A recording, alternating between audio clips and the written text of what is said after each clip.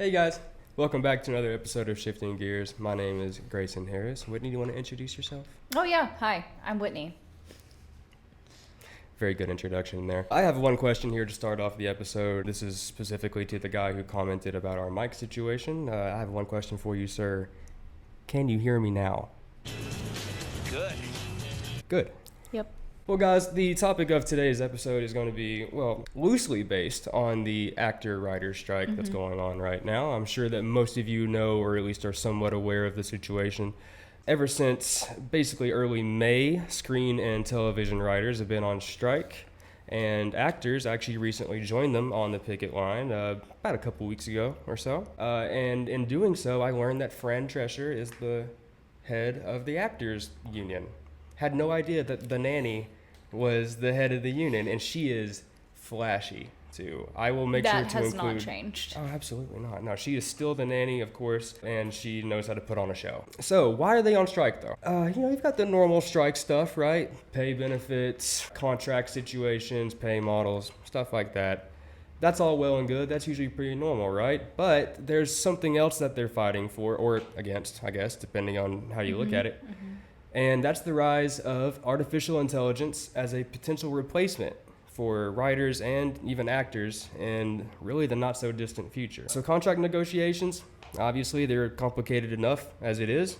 And it's going to get even more complex when you consider that we're dealing with a relatively unknown piece of technology here. I mean, we're just now scratching the surface of what it really could be. This is really the wild card issue that has ramifications for other people too in other industries, right? You can't really relate to an actor or a writer striking because, they're not getting enough episodes of their season, or they're not, it's not as relatable, right? But this part, the artificial intelligence part, it's going to affect all of us in any industry, no matter who you are or no matter what you do. Well, for the most part, no matter what you do, it's coming. Depending on who you talk to, really. I mean, the future of AI and TVs and movies is either dream come true or just a complete and total nightmare. Right. So the proposed contracts that led to both strikes, they only last about 3 years. So why are we pushing for this now? Do we think that AI is going to make this huge leap in the next 3 years? Well, it could, sure. But that's not really the main reason, right? I mean, they're having to fight for this stuff now because they know that if they give in any kind of ground at this point, they're not getting it back on the next contract. If they agree to some things that they don't understand right now, you better believe it's going to get taken advantage of. Right. So this is why they're making it such a big deal, and why actors and writers are going on strike together for the first time since Ronald Reagan was president of the Actors Guild in 1960. So this was a while ago. Yeah, it is. I mean, this is widely... I usually say, like, social media, which lumps into technology, is the largest uncontrolled experiment on humankind. And this is another example of something that's coming in and shaking up, part of our culture. It's not just the entertainment industry at this point. This has a pretty big ripple effect because we're such a consumer-based country, specifically in the U.S. I mean, it does span far beyond that, don't get me wrong, but we're seeing this starting in the U.S., and I think there's no coincidence there. And to your point, legal is going to have a really hard time keeping up with the changing technology, which is why I think those companies are pushing for this now, so that as things evolve over the next 3 years, it's going to be even more muddled, and it's going to be a little bit easier to progress that technology. Yeah. So I understand where that fear is coming from. I really do. Yeah, you think it gets muddy now with the legal ramifications and whatnot. You just wait until we start having some actual precedent in U.S. law and the judicial system for this kind of technology, because right now, I'm not a lawyer, but I don't really think there's much precedent for what's going on here. We're having a hard time with the legal system keeping up with just things as simple as like cyberbullying. It took years for those different laws to be passed at different levels. So it really depends on how big they're trying to make this and to what extent legally they're trying to push back. I mean, if it's going to be a blanketed regulation, that's going to take a long time. Decades, for sure. And they're not going to get it right the first time, right? Obviously. So why is this important for us? I think Actor and writer Jonathan McClain said it very well. He actually said this to a reporter while he was in the picket line at Warner Brothers Studios. He said, "It's easy to marginalize what we do because it's entertainment, and I get it. But I feel on some level we are, as far as this tech conversation is concerned, a little bit of a canary in a coal mine. This is an important moment, and we've got to really make a decisive stand."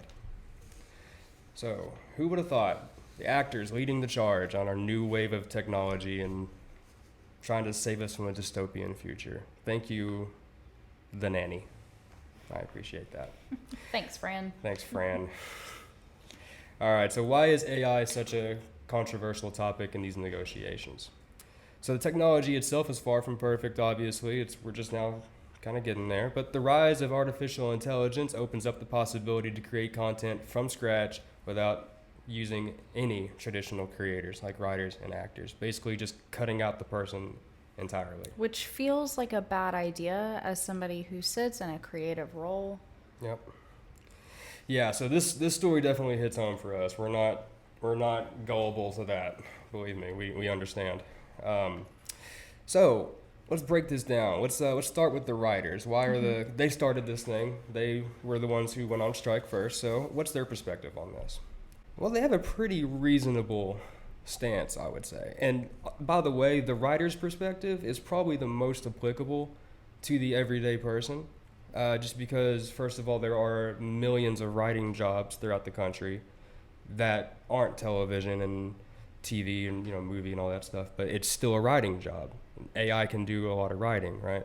Actors, a little bit less relatable. We're not all on camera, but one day there's going to be just AI doing our jobs too, maybe. Who knows? So from the writer's perspective, they actually agreed to use AI as long as it was positioned as a tool for writers to use, not a replacement.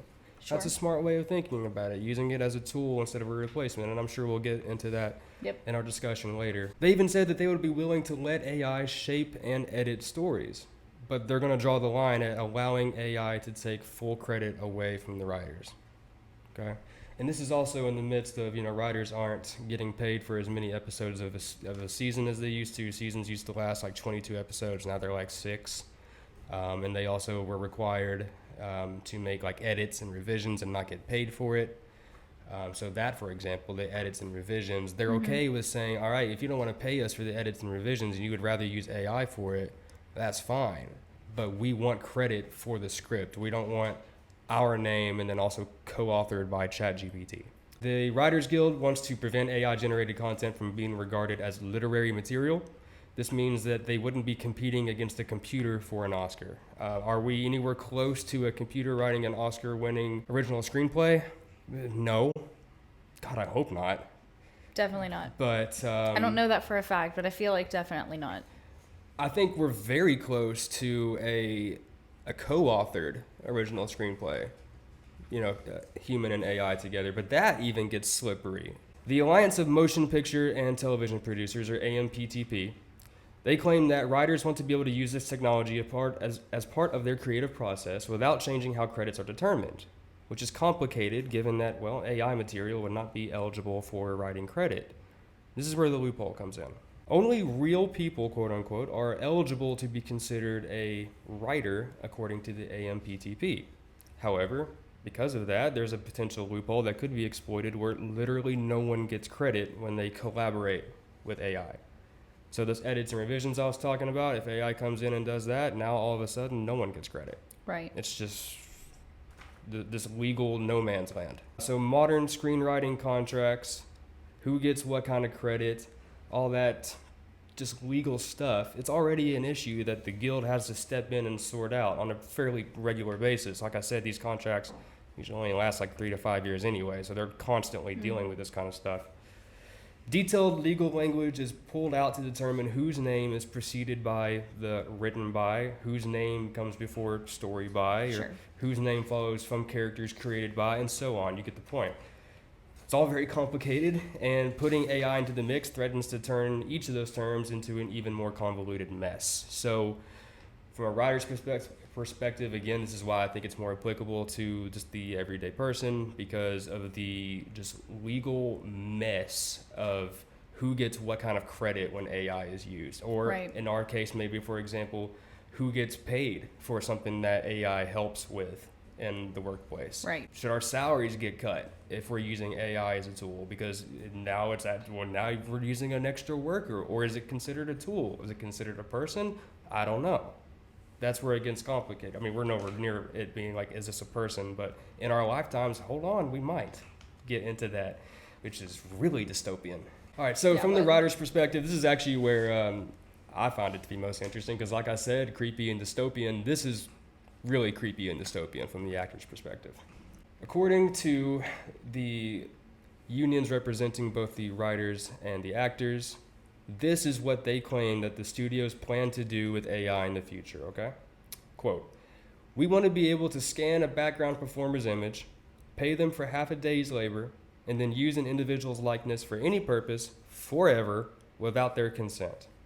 We also want to be able to make changes to principal performers' dialogue and even create new scenes without informed consent, and we want to be able to use someone's images, likeness, and performances to train new generative AI systems without consent or compensation." Now, to be fair, I don't want to be fair on this one, but to be fair, AMPTP responded with a statement in which they claim to have made offers which include, quote, "an AI proposal which protects performers' digital likeness, including a requirement for performers' consent for the creation and use of digital replicas or for digital alterations of a performance."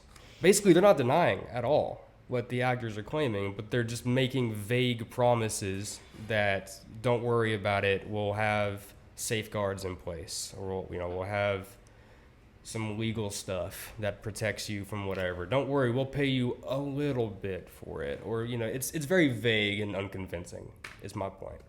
I'm just thinking that, like, there's no way that they could continue to replicate without the application of some sort of, like, royalties process. Well, that's another reason why they're striking, right? So the royalties used to be a much bigger deal back in the day. You could be a co-star or a recurring character on a sitcom in the 90s that gets syndicated, and you're living fine for the rest of your life. Right. Because they paid well. It was able to get tracked better. In the streaming age, that's not a thing anymore. I know, the royalties but from we streaming pushed for a streaming age, and here we are, and here it is. Well, who pushed for it, though? I mean, I don't know if the actors and writers did, because they wouldn't have asked for this. Not specifically actors and writers. I do want to clarify that. Sure. But as a whole, I feel like the entertainment industry embraced all things streaming, especially during COVID, with open arms. Yeah. But if we ever saw another pandemic, this would be a really easy way to keep churning out new, I would say probably not as great, but definitely new and different types of content without ever involving another person, or at least that specific actor. And if you multiply that by how many people are going to be in it, then it's like having a library of stock photos, but like stock people, stock characters. And something about that I just really don't like. Just viewing people's image as like literally just a character. So yeah, and that's why I said, like, I understand why they're up in arms. Yeah. I don't know that I would feel any differently if I was in this position. Some history on some of this AI CGI stuff that we're talking about, where you can basically replicate someone's image and likeness. I'm a huge Star Wars guy, so I noticed this almost a decade ago, 8 years ago. 2016, a movie called Rogue One came out. There was a character in it. The character's name was Admiral, or actually Grand Moff Tarkin. And the actor Peter Cushing, he died in the 90s. He was in the original sequel, back in the 70s and 80s. He died in the 90s. This movie comes out in 2016. Well, his character is in this movie. So the people working on the movie contacted Peter Cushing's family and was just like, hey, can you sign here, here, and here, and we can use his face and his voice and his movements and all this other stuff to just create his character. And they said yes. I don't know the details of the deal. I don't know if they signed him over forever or how that works. Well, technically, their image and likeness is owned by Disney forever because they can be used in like cartoons and action figures and stuff like that. So they already technically own your face. It's just a matter of how they can and can't use it, Right. with or without the consent, right? So in that case, sure, they went to the family, got consent, all good, right? Right. You know, even Mark Hamill, Luke Skywalker, he pushing 70, 80s now, and he got brought back to to basically play as Luke Skywalker, young Luke Skywalker, in some recent series, The Mandalorian, The Book of Boba Fett, stuff like that. And first of all, it looks great. Like, it looked way better than Tarkin did in Rogue One, but that was also years prior, right? The technology in less than a decade got very good. Yeah, which is scary. They used it, I think, with Paul Walker in the Fast and the Furious. Did they bring him back in a recent Fast and Furious? No, kinda? but it was like mid-filming for one of the movies, and so That's right. Yeah. Right, so that technology, it has been used. So this isn't like some new revolutionary. And the same with like ChatGPT, right? Right. That one became explosive, but AI has been around for some time. It's just now taking a spotlight. Yeah, absolutely. It's and I think it's getting the attention it is. First of all, like you said, with the rise of stuff like ChatGPT and things of that nature actually entering the mainstream, it's not like it just overnight popped up and we all knew about it. It's been there. You know, that also highlights, why this is one of the main issues that they're fighting for. I would say, is it the issue that they're fighting for on the strikes? No, probably not even the second or third. But it is important. And it's something that if, like I said earlier, if they don't handle this now, it's going to be too late when that technology is too tough to take down, Yeah, it's also not even just the actor's physical likeness that they can take. They've already had people's voices for a while. I don't know if you've seen some of the memes of they've taken a lot of SpongeBob characters and used their voices to make like covers of songs. And I'm not gonna lie, it's some of the funniest things I've ever seen in my life. But at the same time, it's like, oh, cool, some guy on a computer can just do that with a voice. Right. And so Apple had a thing that they released that it was marketed for people who were going to be having speech problems or could lose their voice, where they can record it and have it saved through some AI technology where they can recreate your voice through, text to speech and stuff like that. Somebody could, in theory, just take that and use it in anything without you knowing, illegally, the whole way illegally. Like, we're not even talking about shady loophole and contract stuff. We're just talking about people being people on the internet, and they can just do that now. I'm sure that they could take an image. There's probably enough video of me and you at this point of just our faces online that once the technology is good enough, they could just make an entire show of us. It would just look and sound like us and everything. Oh yeah. So there was a survey that went out to about just over 1,400 respondents, May 2023. So this was very recent. And this went out primarily to consumers for consumer research. And it said 39% of consumers that responded were more worried about shows than movies or other types of media when it comes to AI and how that will impact future they're production. Easier to churn out. That's part of the thing. And 38% support using AI for voice acting, which is exactly what you were talking about, where they just bank your voice and replicate. They've done that with, again, Star Wars. I'll keep doing because they're notorious for it, by the way, because all Star Wars characters are getting old, and so they've had to make do with what they can. They've done it with Darth Vader's voice, or James Earl Jones, basically his voice. And 42% support using AI to create special effects, which is a whole other niche part of the filming industry.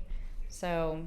Yeah, and then you get into the problem of, AI's got to get that source material from somewhere. So what are the legal ramifications of AI grabbing a source from something else?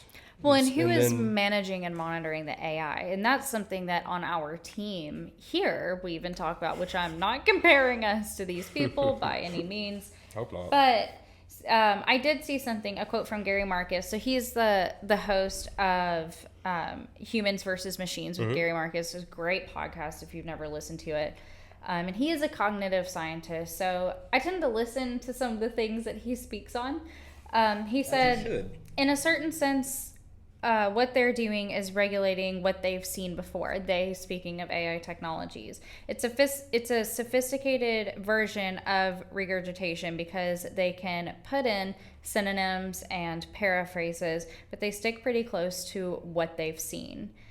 It's pretty easy for them to come up with something that's, let's say, prototypical, stereotypical, plus wordplay and poetry is also something it can pick up on. So it all matters on the input. And I know there are people who are wizards with AI. They can manipulate it to make really beautiful, interesting things. But I think no matter how specific and detailed and accurately we leverage AI technology, there are certain nuances and depth of emotion that I just don't think we're going to see, at least anytime soon, to replace the human aspect of screenwriting, of acting. Even in voice acting, I think there's going to be limitations to what we can do.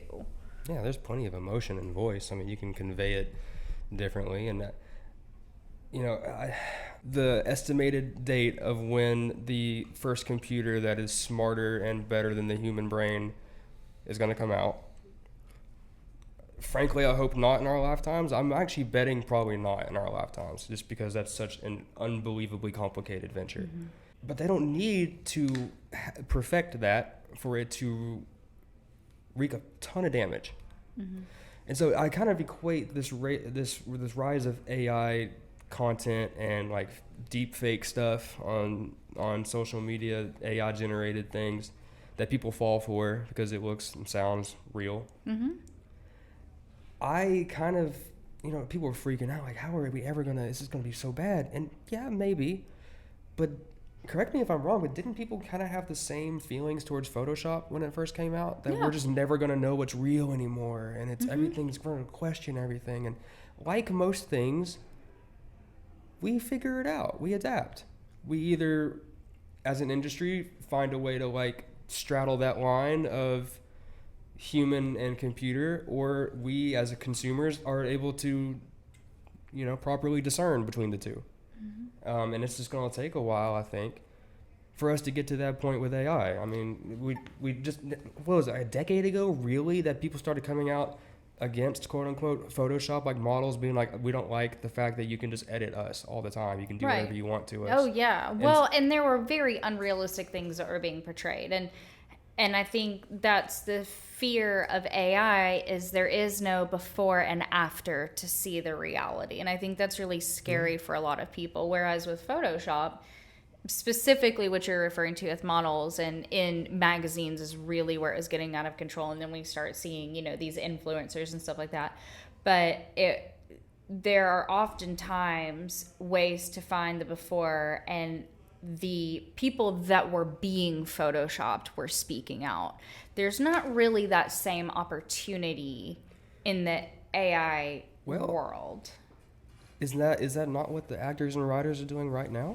It is. It absolutely is. I mean, like I said, I would stand with them, even though I do support AI, but I am a believer that AI is meant to enhance and not replace work. There has to be a human intersection. And I know that, like we said, we have plenty of time before we really get there, but we are on a fast track as far as how it's being used. Let's get into it, though. Let's kind of get into how AI can be used responsibly, not just today, but hopefully in the future as well, as a tool, as not a replacement, but as a very complex calculator. Yes. Like in elementary school, you better learn how to do math because there's not going to be calculators everywhere. Calculator.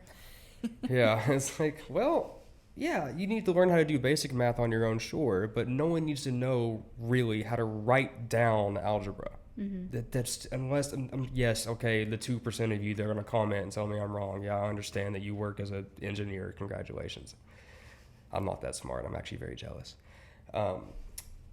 But that's kind of how it is with AI. It's just, we're going to be probably using it in our everyday lives to enhance or complement some things, but we're also probably going to understand when too much is too much. Right. You know, if I ever find myself having to grab out a calculator to figure out what 2 plus 2 is, that's when we might have ourselves a problem.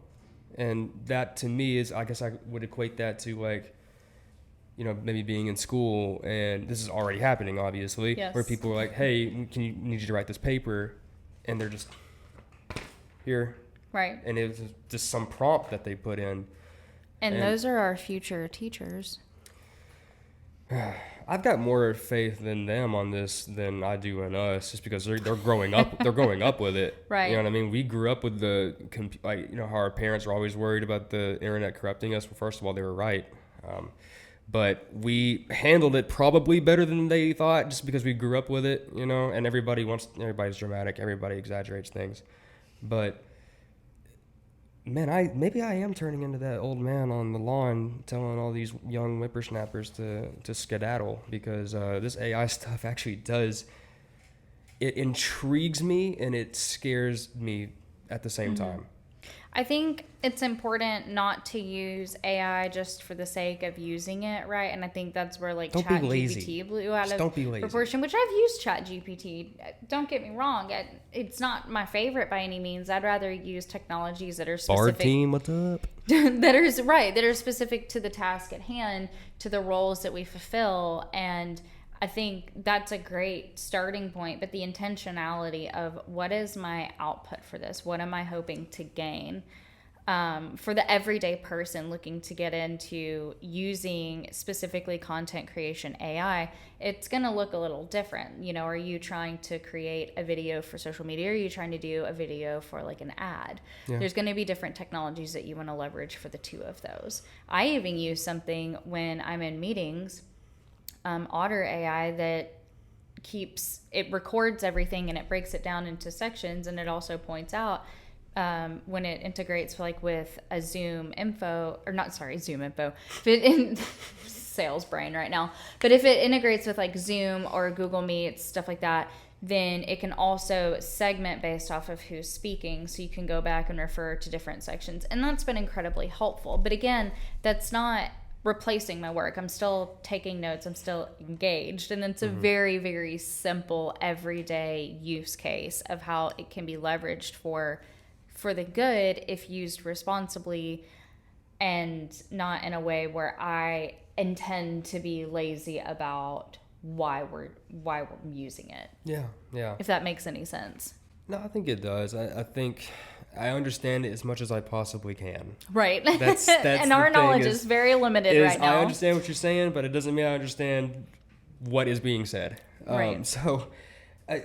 It also gets me wondering a little bit, and this is why I mentioned that the writer side of the perspective is most relatable, I guess, is what are some of the jobs that are red alert done for? Bank tellers. Yes. And then, well, I'll break this up into categories here. We'll just kind of talk and give our opinions here. We might be wrong, we might be right. Okay. We'll do category of professions, jobs, whatever, that we think are going to get completely replaced. We'll do a section on jobs that we think are going to just sort of incorporate it and be collaborative with AI. It'll just be a tool that they use, like a sophisticated calculator. And then the third tier of AI has zero chance of ever replacing it. At best, it can help a little bit. Okay. So let's start off gloomy and get positive towards the end here. So yes, like you said, bank teller, out of here for sure. Get out. I'm sorry. Don't I actually, don't want anybody to lose their jobs. Don't actually, but I'm sorry. Whitney hates I'm in rare hates form bank today. tellers. Jeez. Yeah, watch the next check you try to cash get just completely bounced just because of that. It's like, I heard what you said. We can cut that. Yeah, no, we're not. She gets canceled. Immediately. Canceled. Big old X over your face. Hates bank tellers. Yes, absolutely, bank tellers. cashiers, actually, just simply cashiers, if we want to expand that out. And when we say AI, it's AI is used in the program to do the self-checkout and stuff, so that would count. Warehouse workers, that one, well, that's tough, actually. The warehouse workers is a tough one because there are certain pieces of the manual labor side of it, right. I would say, is done, but there's always got to be a warehouse manager or like somebody to do that stuff for now. Maybe the whole thing will be, there are technically dark warehouses where there's only like 2-3 people working. I mean, different elements of accounting. Yeah, just anything numbers, actually. Right. Anything numbers, because I don't think there's a single brain in the world that's faster than a computer in math. I don't know if that exists. Next is the category, the other category of not jobs that are going to be necessarily obsolete or high risk, but where AI is going to help. Writers. Right. I would say. I think if writers embrace new technology, that's true. If not, they're going to get phased out. I think we'll see the survival of the fittest, so to speak, in certain creative roles. Specifically like in ours, in marketing, right? You'll see people either sink or swim. No, I mean, that makes sense. I think for very simple things, AI can just completely replace it. Sure. But I don't know, where do you draw the line then on when do you actually need a human to I think write there's this certain thing? like analytical roles that either Case embrace studies. it and walk forward, using that, or there's going to be, if you're doing a very simple role, simple technology can come in, can easily analyze data, spit out the results, automate the reporting, and then there you go. So that is one that, unless if you've got deeper insights and you're able to kind of pull trends and you have a very dynamic perspective of data that you're looking at, that is a space where I think AI would enhance the job. Yeah, and I'm actually willing to bet at this point that writers might just be gone unless it's for entertainment. I can't imagine that there's a single thing that, like, unless it's entertainment based and you have to have some charisma, personality, emotion, I'm pretty sure AI could. It's I'm looking infiltrating 20, 30 the years down the road. novels. So the world of books is one that's kind of scary right now. I will say, though, as far as books and film are concerned, sci-fi and fantasy worlds, I am curious to see how that would shake out. In shaping the story, or in shaping the story, the description of worlds, the genesis of like a new world, not the continuation of an existing world. I guess in that you'd have to consider the source material, would you not? Right. And that's the part of it, is when it's until AI can create its own source material, which even then, I don't know. That would literally mean that the computer's stronger than I don't know. I'll tell you who's safe, though. My husband's a lumberjack. Oh, yeah. We need them. I think that he's going to be okay. Firefighters probably safe as well, I would say. There are a lot of, I don't like the term blue collar, but that's what it's known as, but blue collar jobs that I think will be perfectly fine. Any sort of trade skill. I mean, I feel like those. Wow, what a full circle moment. Right. That's insane that the technology gets so good that, well, I guess that's kind of almost utopian in a way, that the technology gets so good that all of the like legitimately, hard things are taken care of, and we can just kind of go back to the trick of the trade is actually that you'll have job security. That's probably the main takeaway there. Yeah, I'm not going to lie. I did find this one thing that was interesting, though, here, Whitney. So there was a prompt that somebody put in to ChatGPT on this subject, and I thought this would be a good way to sort of wrap up the show here, is they wanted to see basically what ChatGPT thought. What is AI's thought on AI? What does AI think of this whole situation? And here is what the response was. All right, so the prompt was, can you write a response to this tweet?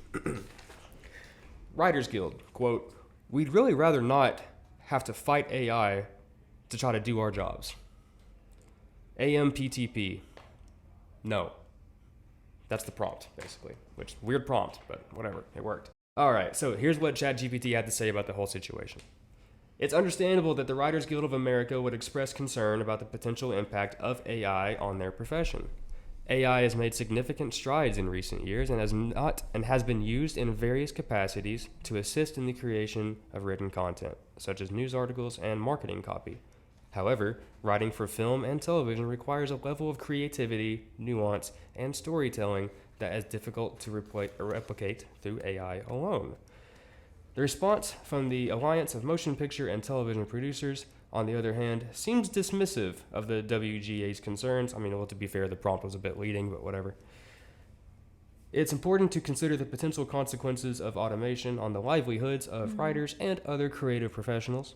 While AI may be able to perform certain tasks, it's unlikely to fully replace human writers anytime soon.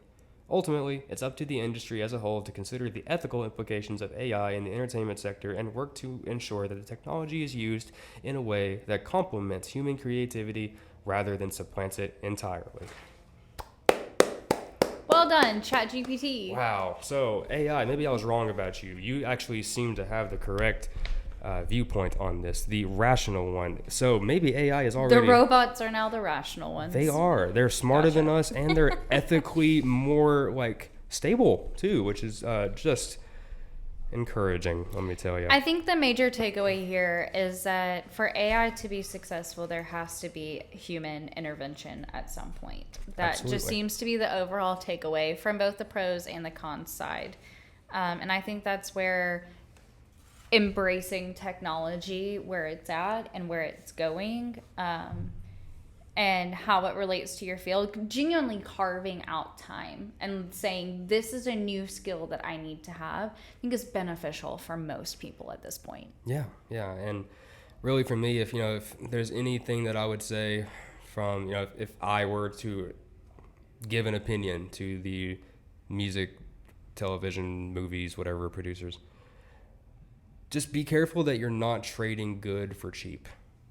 Mm-hmm. That's the only thing. We understand you have to save money, you have to cut corners. It's part of your job. That's why you are a CEO or whatever, is because that's how you think. And that's all well and good.